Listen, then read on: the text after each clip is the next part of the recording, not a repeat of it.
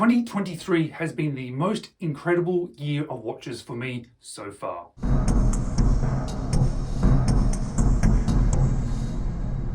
Hello, you're watching James. My name's James, you're watching me, and I'm talking about watches, and I'm talking about the watches that I've owned over 2023. One of the big reasons why I have this watch channel is to sort of document my own journey, to show the watches that I've bought throughout the year, to see what watches I've ended up keeping throughout the year, to sort of see what my sort of thoughts and styles and interests in watches have developed over the years. And this year, looking back at 2023, there's been some really interesting things that have occurred for me. In fact, I've ended up buying 39 watches. I've been lent a bunch of really cool watches, and I've even been given a few watches from some watch companies. And this year, more than any other years in watch collecting, I've learned some really valuable lessons. Lessons that have really helped me make better buying decisions. And for me, learning lessons that create better buying decisions is very, very important, because I then end up with some better watches in my collection. I end up with watches that I like over other watches, and I end up spending slightly less money because I end up not buying watches that I don't end up keeping long term. The first lesson that I think I've really learned this year is understanding what watches are right for me. Understanding why I've bought certain watches and why those watches have ended up staying in my collection a longer term. Because understanding why I've kept certain watches over others is definitely going to allow me to make better buying decisions in the future. And for me, that is so important, because I don't have endless amounts of money to spend on watches, and the vast majority of watches that you see on this channel, I'm paying for.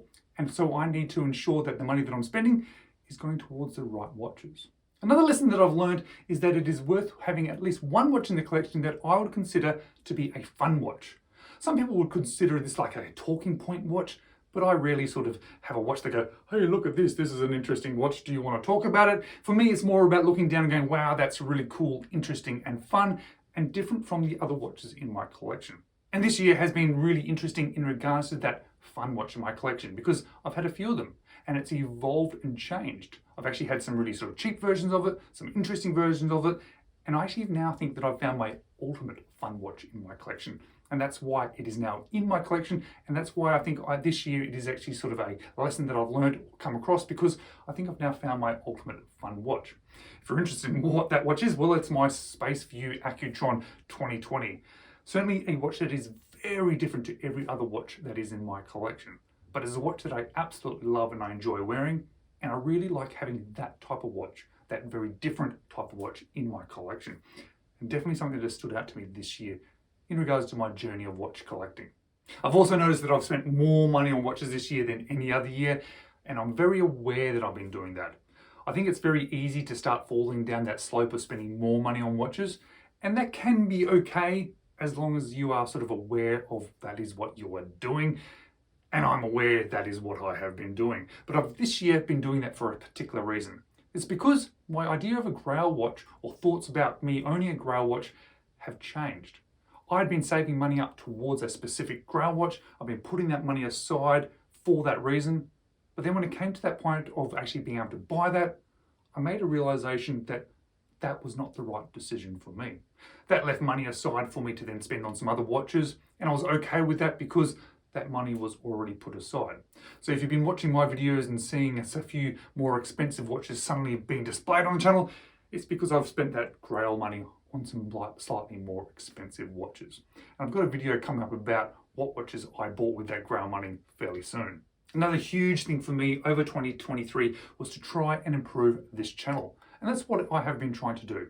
I'm very much aware that this is not a professional channel, and I'm not trying for it to be a professional channel, but I would like it to be of a certain quality. That's why I've built this studio. That's why I've invested some money into some technology like microphones and editing programs and computers to try and make it a little bit better. It's an ongoing process. I hope that this channel does get a little bit better as I go along, as I learn, but I'm also aware that this is not a professional sort of situation or setup, and I don't need it to be perfect.